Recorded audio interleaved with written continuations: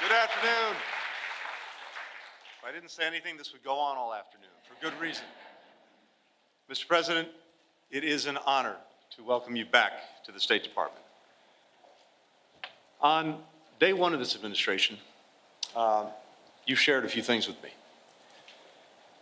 You told me something that we long discussed, reminded me that American engagement, American leadership is essential. If we're not engaged, if we're not leading, you said, someone else is likely to be doing it, and probably not in a way that advances our interests or values. Or maybe no one's doing it, and then we're likely to have a vacuum filled with bad things before it's filled with good things. But the other thing you told me, Mr. President, was that there's a greater premium than ever before on finding ways to cooperate, to coordinate, to work with other countries if we're going to get done what we need to get done for the American people.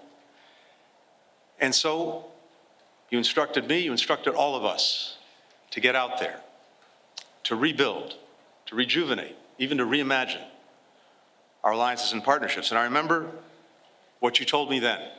You said, we don't know when this is going to make a difference, when we're going to need these friendships, these partnerships, but someday, some way, somewhere, they're going to be critical for advancing the national interest. And that's exactly what the men and women of this department have done. And we've been able to carry out that charge for two reasons. First, the people you see before you, and so many others who are out in the field at our embassies and consulates. You said when you came here 4 years ago that the leadership of diplomats of every stripe doing the daily work of government is essential, and they proved it. That daily work has become nightly work, 24/7, 7 days a week, hammering out agreements, jumping into action in crisis, creating opportunities for our citizens around the world, producing expert advice for you and your team at the White House. Everyone here knows this work can be tough. It's often not very glamorous, but it makes us stronger. It makes the world a better place. And we simply couldn't do it without the extraordinary men and women that you have before us, as well as our remarkable partners in government, starting with the great White House team led by Jake Sullivan, my friends and colleagues from across the administration, the Secretary of Defense, Samantha Power at USAID, the Secretary of the Treasury, Commerce, and so on. All of these partnerships that we built and built with their teams have made a difference. So to all of my colleagues, thank you. Thank you for your friendship. Thank you for your partnership. There's one other reason that we've been able to re-engage and rejuvenate our diplomacy. Mr. President, that's you. You have never wavered in the conviction that when America leads, when America engages, there is little we cannot accomplish, and that this country remains a force for good, a force for progress around the world. Your unshakable belief in the promise of America has inspired me for more than 20 years. It's inspired so many people in this department and around the world. Simply put, it's been the privilege of my lifetime to work for you, to work with you, to work with this extraordinary team that you've assembled. And it's the honor of a lifetime to be able to introduce, one more time, the 46th President of the United States, Joe Biden.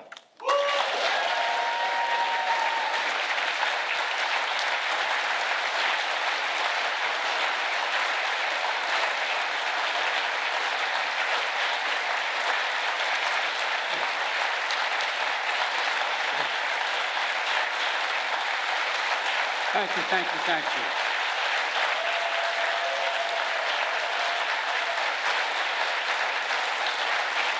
Thank you. Thank you, thank you, please, thank you. Thank you, thank you, thank you. It's good to be back at the State Department. Tony, if I may start by saying this, you're one of the finest men I've ever known in any undertaking, for one important reason. You have.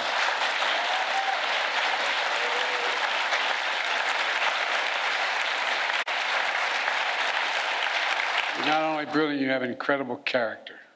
You have character. You have more integrity than almost anybody I know. Thank you for always sticking with me. Appreciate it. Folks, I'm grateful for his counsel and his friendship as well, but I also want to thank the members of my cabinet and the members of the Congress who are here today, and to all our diplomats, and development experts, service members, and intelligence professionals. Many of the achievements we're going to discuss today were the result of your hard work, and that's not hyperbole, it's true. Thank you, thank you, thank you, thank you for your extraordinary service. I come here to the State Department to report on to the American people on the progress we've made in the last 4 years in our foreign policy and our presidency. I've said many times, we're at an inflection point. The post-Cold War period is over. A new era has begun. In these 4 years, we faced crises that we've been tested. We've come through those tests stronger, in my view, than we entered those tests. This is a fierce competition underway. The future of the global economy, technology, human values, and so much else. Right now, in my view, thanks to our administration, the United States is winning the worldwide competition. Compared to 4 years ago, America is stronger. Our alliances are stronger. Our adversaries and competitors are weaker. We have not gone to war to make these things happen. During my presidency, I've increased America's power at every dimension. We've increased our diplomatic power, creating more allies than the United States has ever had in the history of our nation.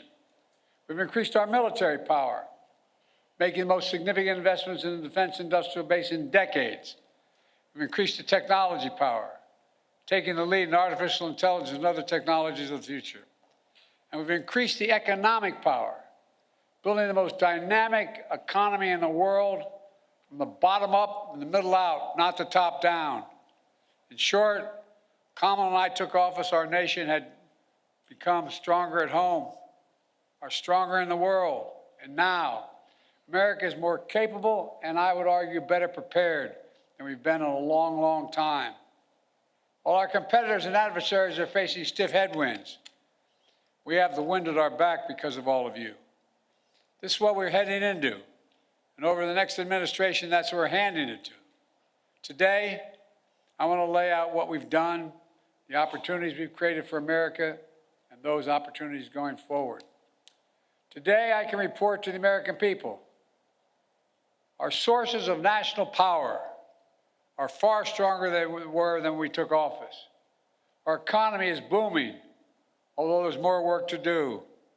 Our technologies, from artificial intelligence to biotech, quantum, and to advanced semiconductors, they're the envy of the world. And we have made the most significant investments in America and the American workers since the New Deal. To rebuild our roads and bridges, our ports and airports, clean water systems, affordable high-speed internet, and so much more. To build American manufacturing, to make advanced semiconductors, which we invented here at home. We made the largest investment in climate and clean energy ever anywhere on Earth in the history of the world, spurring nearly $500 billion in private sector investment. We've also significantly strengthened the defense industrial base, investing almost $1.3 trillion in procurement and research and development. In real dollars, that's more than America did in any 4-year period during the Cold War. This is going to ensure that we're fully equipped to fight and win wars, which is also the best way to deter wars in the first place. Today, I can report to the American people our alliances are stronger than they've been in decades. NATO is more capable than it's ever been, and many more of our allies are paying their fair share. Before I took office, 9 NATO allies were spending 2% of their GDP on defense. Now, 23 are spending 2%. Look at the Indo-Pacific. We've made partnerships stronger and created new partnerships to challenge China's aggressive behavior and to rebalance power in the region. We did it, what few thought was possible, to build the first ever trilateral partnership between the United States, Japan, and South Korea. Then another among the United States, Japan, and the Philippines, drawing closer our Pacific allies to defend our shared security and prosperity. We brokered a defense pact known as AUKUS among the United States, Australia, and the United Kingdom, connecting the Atlantic and Pacific allies as only America is able to do. And we've taken the Quad to the next level. The United States, Japan, Australia, and India. When we had that first meeting, I was dumbfounded when they all called and said, "Can we do this at your house?" I think I'm kidding. My wife said, "No problem." It was during the UN meeting, and we thought we were going to do it in New York, but they wanted to do it in Delaware. I said, "Why?" He said, "We can know, then people will know we're really friends." Our democracy, with vibrant economies, working closely, security, supply chains, technology, and so much more. In the Red Sea, we brought together more than 20 countries to protect civilian ships from attack by the Houthis, defending freedom of navigation, one of the world's busiest waterways. And we have strengthened partnerships all across the Americas, defending democracy, targeting corruption, addressing migration, increasing prosperity, and protecting Amazon rainforest, which captures billions of tons of carbon from the atmosphere every year. Overall, we've reinvigorated people's faith in the United States as a true partner. Today, I can report to the American people, our adversaries are weaker than were when we came into this job 4 years ago. Just consider Russia. When Putin invaded Ukraine, he thought he'd conquer Kyiv in a matter of days. But the truth is, since that war began, I'm the only one that stood in the center of Kyiv, not him. Putin never has. Think about it.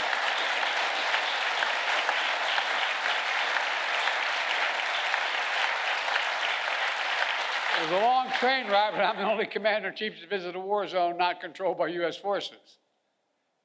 We helped Ukrainians stop Putin. And now, nearly three years later, Putin has failed to achieve any of his strategic objectives. He has failed thus far to subjugate Ukraine, failed to break the unity of NATO, and failed to make large territorial gains. There's more to do. We can't walk away. We rallied 50 nations to stand with Ukraine, not just in Europe, but for the first time in Asia as well. Because those countries in Asia know what happens in Ukraine matters to them as well. We delivered air interceptors, massive numbers of munitions, enacted relentless, unprecedented sanctions to keep Ukraine in the fight. And now Russia is struggling to replace what they are losing on the battlefield in terms of military equipment and fighters. And the ruble is under enormous pressure. As I saw it, when Putin launched his invasion, I had two jobs. One, to rally the world to defend Ukraine, and the other is to avoid war between two nuclear powers. We did both those things. Today, Ukraine is still a free, independent country with the potential for a bright future. And we laid the foundation for the next administration so they can protect the bright future of the Ukrainian people. And now, look at Iran. Did you ever think we'd be where we are with Iran at this moment? After those despicable attacks by Hamas on October the 7th, Iran directly attacked Israel twice with hundreds of ballistic missiles and drones. And twice they failed because the United States organized a coalition of countries to stop them and ordered U.S. aircraft to come to the defense of Israel. Now, Iran's air defenses are in shambles. Their main proxy, Hezbollah, is badly wounded. And as we tested Iran's willingness to revive the nuclear deal, we kept the pressure with sanctions. Now Iran's economy is in desperate straits.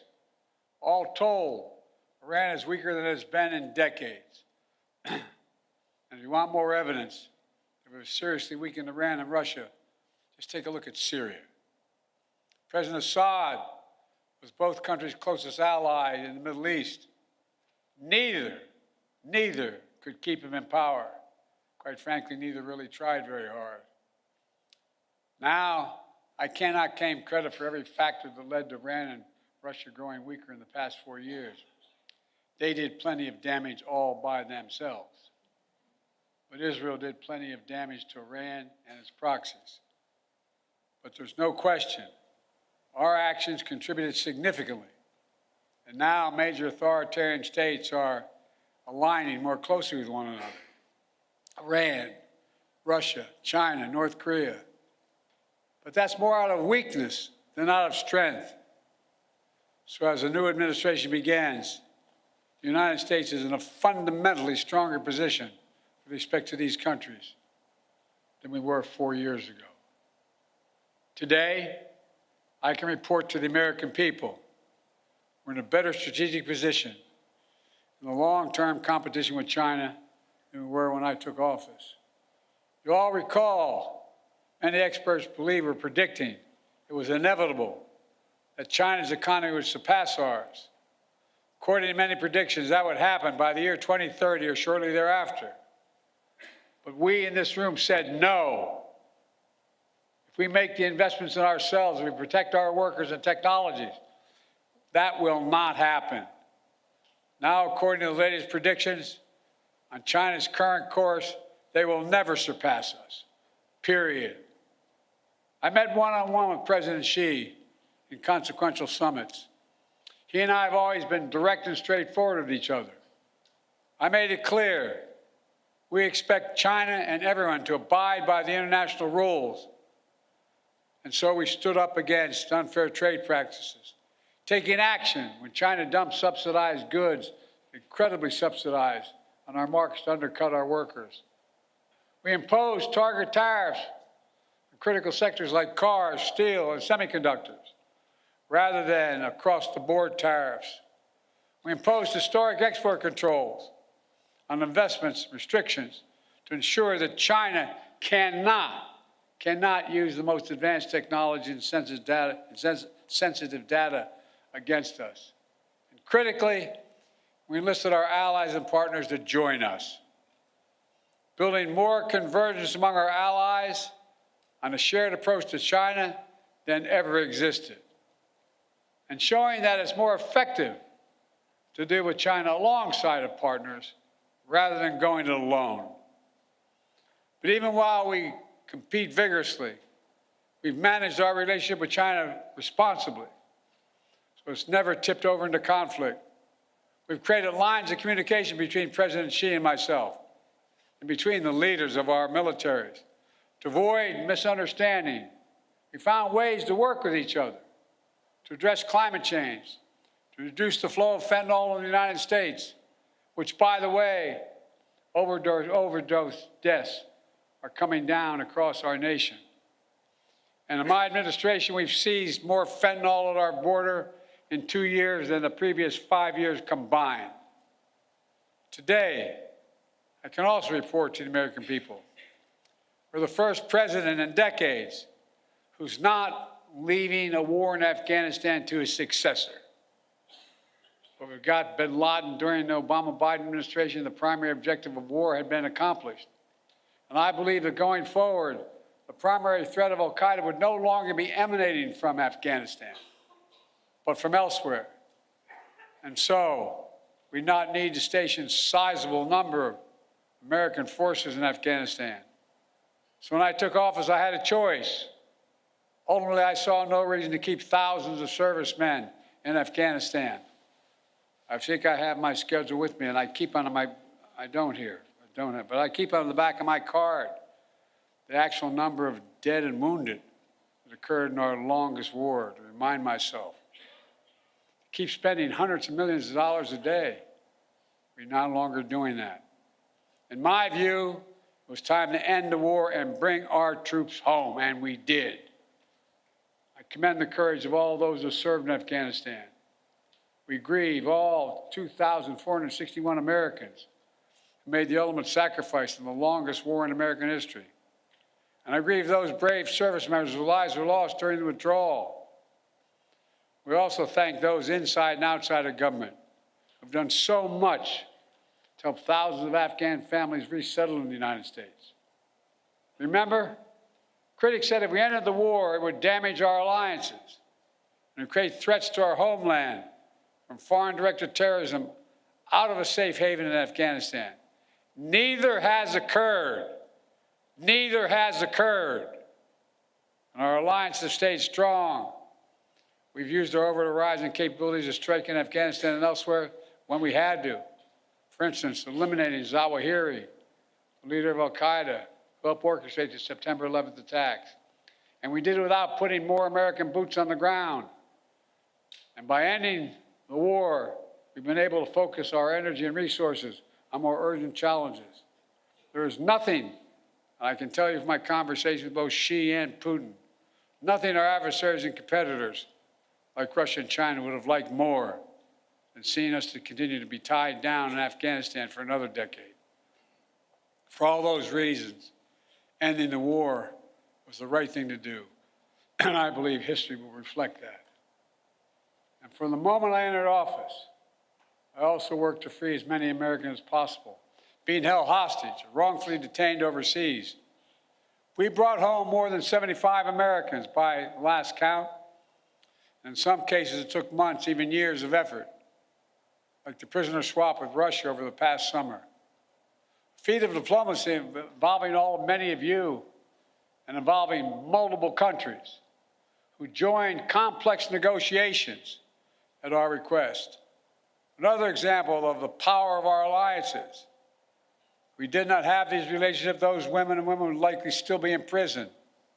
And finally, I can report to the American people that we restored our leadership in a range of other generational priorities.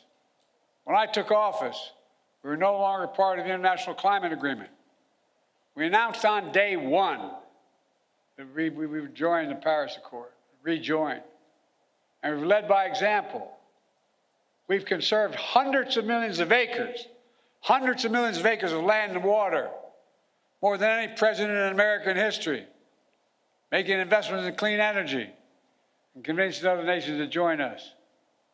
Thanks to our efforts, the world has reached the goal of investing $100 billion every year in public and private funds to reduce greenhouse emissions, to drive down the cost of clean energy, to help developing nations adapt to climate change. Our administration has launched a transformative initiative to build high-impact infrastructure in developing nations. It's called PGI. You all know that better than anyone. This is our alternative to what China offers with its massive projects across Africa and beyond. But their approach features no workers' rights, no environmental protections, unmanageable debt, shoddy construction, all in exchange for military access to ports and other exploitative purposes. By contrast, we've leveraged $600 billion and unleashed the private sector to build an infrastructure in order to grow economies and combat climate change. As an example, I was recently in Angola to see a major project being built with the help of American public funding, which brought in even more private investment. We're building the first ever transcontinental railroad across Africa. It will significantly improve the economies of the region, will help farmers transport crops in new global markets, will transport critical minerals that are needed for electric vehicles and semiconductors. China used to control the supply chains and these materials, but not for long. Now, make no mistake, there are serious challenges the United States must continue to deal with in Ukraine, in the Middle East, in the Indo-Pacific. Must keep the pressure on the Houthis, who are attacking ships in the Red Sea, launching missiles at Israel, and firing at American forces. Must deter North Korea as they rattle their saber and draw closer to Russia. And new challenges will certainly emerge in the months and years ahead. But even so, it's clear my administration is leaving the next administration with a very strong hand to play.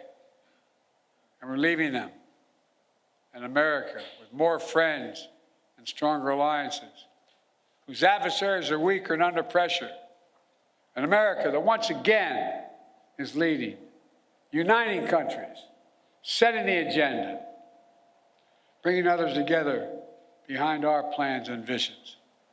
An America which is no longer at war, which has made historic investments in American workers, American energies, American factories, generating the strongest economy in the world, which is now in a much better position to win the future against any competitor.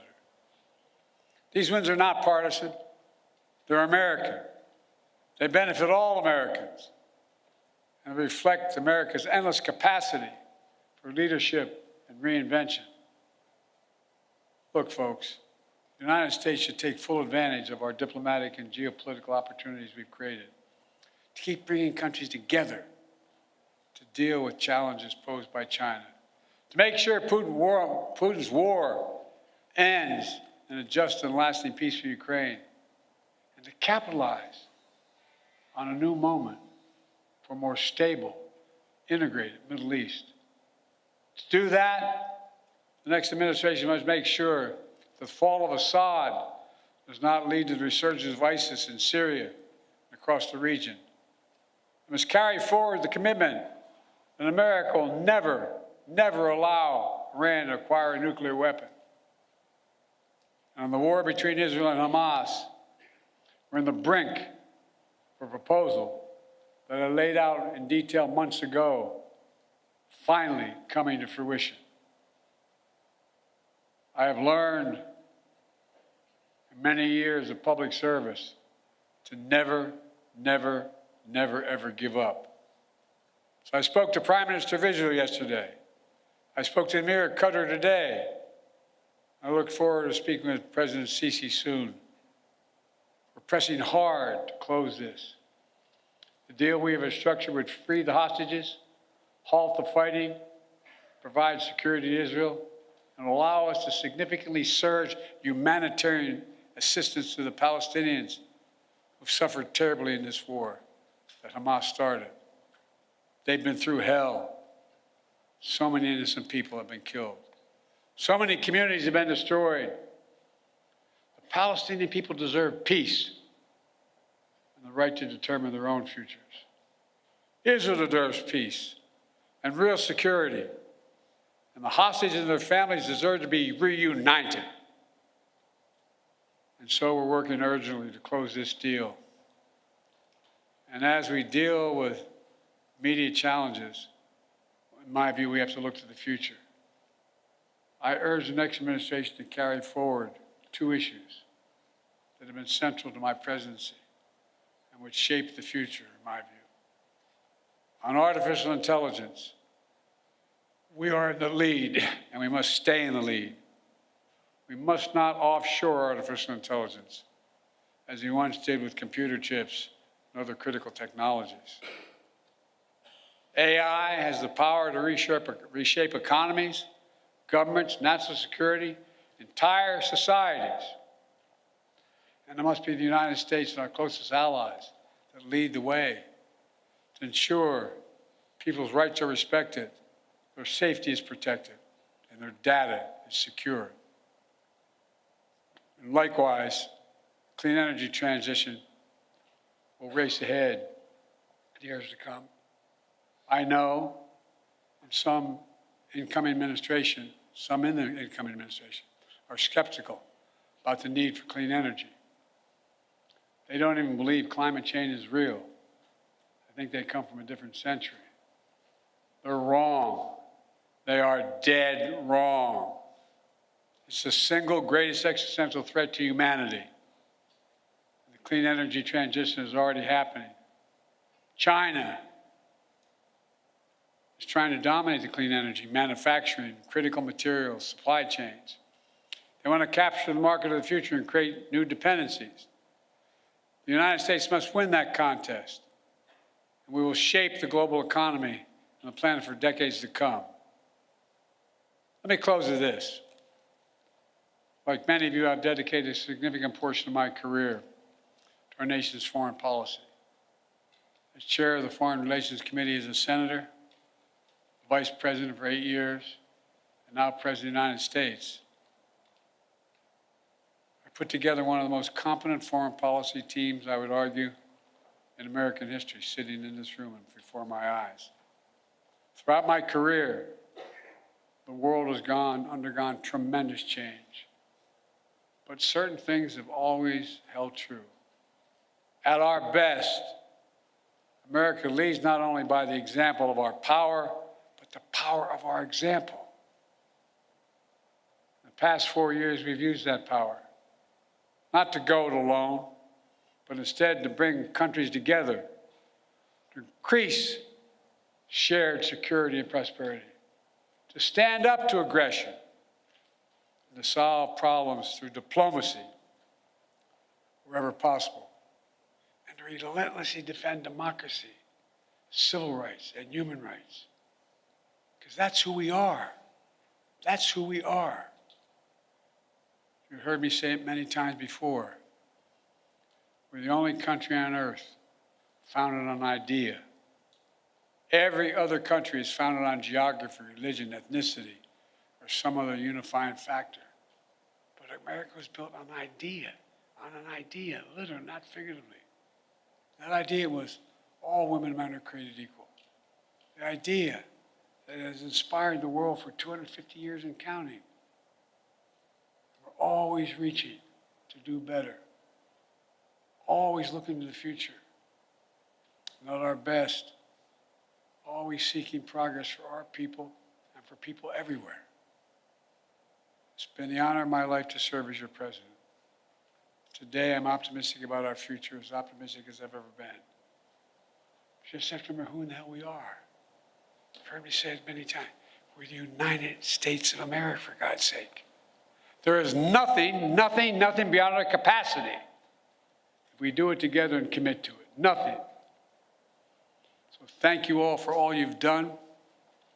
I hope many of you are going to be staying in the next administration to keep this moving.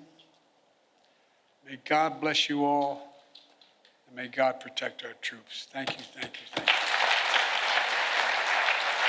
Thank you. Thank you.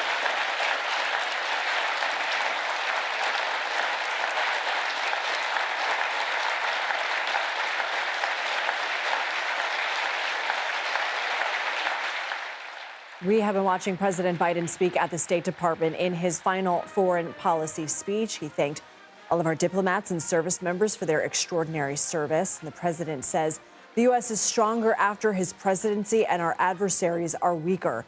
Topics range from artificial intelligence to foreign wars to clean energy and climate change. Let's go to CBS News senior White House and political correspondent Ed O'Keefe, who joins us now. Ed, like always, you were spot on in your preview of what we were expecting to hear. What stood out to you about some of the top lines? We know it was very wide-ranging. That he suggested that a lot of this can be inherited and continued by the Trump administration if they just so choose to continue it. And those warnings about artificial intelligence and the threats of climate change, that was echoed earlier today by his national security advisor, Jake Sullivan, in the daily briefing when he was asked, what do you think is the biggest challenge sort of left unresolved or that remains out there for the next administration? He said it was artificial intelligence and whether it will be used for good or for bad. You heard the president there suggest that while the United States has the edge, it has to maintain that and has to be using it responsibly for the greater good. But a pretty vociferous defense and detailed at times about elements of the work that he's done, making the case that by buoying NATO, by expanding partnerships in the Indo-Pacific, by working to weaken Russia's military and Iran's influence across the Middle East, his has been a successful foreign policy and administration. Notable that he signals there that we are pretty close, it sounds like, to some kind of an agreement between Israel and Hamas. Now, how many times have we heard that over the last 15 plus months? We have heard it several times. But what's different in the last few days is that the leaders are now talking to each other. The president and the prime minister speaking yesterday for the first time that we know of, at least publicly, since October. The fact that the Israelis sent a delegation to Qatar to work on some of the final details of the agreement, and that a final draft has been sent to Hamas leadership, leaves this White House quite optimistic that we may be on the verge of some kind of an agreement between Hamas and Israel, and the president encouraging everyone there to get it done, noting that it would help secure Israel, it would help work the Palestinian people closer to peace and their own security, and try to resolve what has been a real mark on his administration, at least over the last 15, 16 months or so. But a pretty receptive audience there as he continues to work the room and speak with State Department officials. There were a handful of lawmakers there, other cabinet secretaries over at the State Department, a place he'd been and knows well, having served once as the chairman of the Foreign Relations Committee. He had direct oversight of what goes on in that building.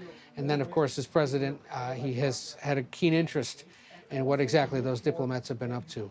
So a pretty, full-throated defense. A lot of it could be picked apart, of course, and of course, this talk about expanding NATO, for example, some could argue it wouldn't have needed to expand it, and there wouldn't have been a rush to join it had he been able to convince Vladimir Putin not to invade Ukraine in the first place, but spinning that situation into a positive by suggesting it's bolstered NATO, more members are paying into it, more money than they ever have before, which you'll recall was a big concern and request of then President Trump back in the day. He sees that as a win. And his final days here will continue with other appearances throughout the rest of the week, Lindsay. Ed, stay with us if you can. I want to bring in a military analyst, Major Mike Lyons. Major, thank you very much for joining us. I want to ask you your thoughts as well, and if there was anything what Ed said that you wanted to piggyback off of. Yeah, I wasn't surprised. He doubled down, tripled down on a lot of things and the platitudes that he gave himself as administration. But in a lot of ways, foreign policy is a function of what happens over the horizon. As he turns over this country to a new president, a new administration, there's going to be a lot of changes with regard how things are running. I think the overall Biden foreign policy wasn't bad. I think that it made strides, for example, in the Far East with Korea and with Japan in certain ways there, and as he brought up in his comments, I think the situation in Ukraine is very critical right now, and the fact that he set this up, that if the Trump administration doesn't support Ukraine, doesn't send the kind of billions of dollars that this Biden administration has been sending him, that Ukraine loses this war in 12 to 18 months, and I think that's a catastrophe. So he's kind of laid the groundwork for the Trump administration to be not successful based on what he knows that they're going to do as well, which he doesn't believe that they're going to support it. I think the situation in the Middle East, again, remains very tenuous. You have the Iranians, they're surely weak, and whether the question is whether Israel goes after the Iranian nuclear capability. He did say in the speech that he didn't think Iran should ever have this capability.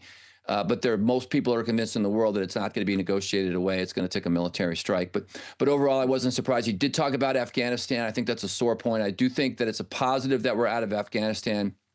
I think the point was how we left was what most people are concerned about, and those family members of those service members that were killed there, and that was unnecessary. But overall, it wasn't surprised at what the president said today and how he felt his administration did in a foreign policy perspective. And we will talk more about Afghanistan with Ed because he did ask Jake Sullivan about that today. When it comes to Ukraine, one of President Biden's most forceful comments that he made today was when Putin invaded Ukraine, he thought he conquered Kyiv in a matter of days. I'm the only one standing in the center of Kyiv. Do you think, Mike, in addition to what Ed was saying, that he was saying that this could be continued on if the Trump administration deems so, he was also trying to highlight the differences in his platform and what he believes he accomplished over the last 4 years and what Trump ran on, which is more of an American first mentality? No, I think so. I don't think there's anything wrong with an American first mentality. I think it communicates intent, and I think our allies want America to act first in foreign policy because it helps them as long as it's communicated. But when you bring this back to Ukraine, they only survive with the support from the United States and the NATO countries there, and that's what the concern I think President Biden has, is that President Trump said that wouldn't happen. And I think President Trump a few months ago was more of a strong arm. He can negotiate with Putin. He was going to get this done. But I think the last few months, Putin has signaled that he's not willing to negotiate. He wants the whole thing. He's not willing to lose on any level. And I think this is going to be a very tough problem set for this incoming administration. And forcing Ukraine to take less, forcing Ukraine to lose their land areas that Russia controls or doesn't get the security commitments that it wants, I think that's going to look like Russia has won. So, and if the world allows Russia to win here, then what have we gotten the last 3 years? We haven't moved that forward. So I do think that the Trump administration will be somewhat forced to keep this going because Russia is not that weak. They're not as they could still win in 12 to 18 months based on what their capability is and based on the fact that if Americans and America as well as other NATO countries don't support the situation there, Ukraine would be in big trouble. So I want to ask a little bit about that because I had Ian Bremmer from the Eurasian Group on last week about what they deem the greatest global risks are in 2025. And it sort of is in line with what Secretary of State Blinken was saying. According to the Eurasia Group, one of the biggest concerns, if not the biggest, is a vacuum at the forefront of global politics. Secretary Blinken said today that one of the first things that Biden told him in his presidency was if we aren't leading, someone else is, and not in a way that advances our values. Or if no one is leading, then we are in a vacuum. Do you share any of those concerns moving forward into the next administration? I think this next administration is going to put forward a much greater signal of deterrence that this last one didn't. For example, we just really downward managed the conflict in Ukraine. We whipsawed back and forth with support for Israel, frankly, in terms of we gave them the military support that they needed. What does downward manage mean? Well, we didn't necessarily. We're supporting Ukraine in a way that just keeps them from losing. We've not given them the offensive capability that allows them to go win and actually bring Russia to the negotiation table. So we've just managed the decline and the defense inside. And any person in the military knows nothing changes unless you go on the offense. Look at Desert Storm in 1991. We defended for a while and said, you know what? The only way things change is when we go on the offense. And so we haven't given them that full-throated kind of support in Ukraine to go on the offense. We've just, in the last few months, allowed Ukraine to use Western assets to attack inside of Russia. But isn't aid to Ukraine considered more tenuous under a Trump administration? We don't know the kind of funding or aid they're going to be giving to Ukraine.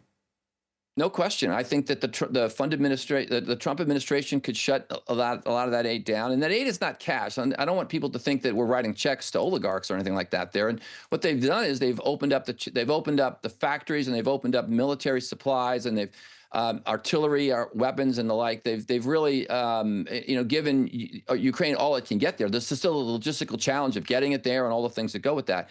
But it also still not just writing a check doesn't necessarily mean Ukraine is going to be able to win. They still need to change some of their tactics. They still need to have different material, and they have a recruiting problem themselves. So again, the situation there is potentially catastrophic for the Trump administration if they don't manage it well and figure out a way to get Russia to the table without in a manner that also Russia doesn't think that they can attack their neighbors and change the world order.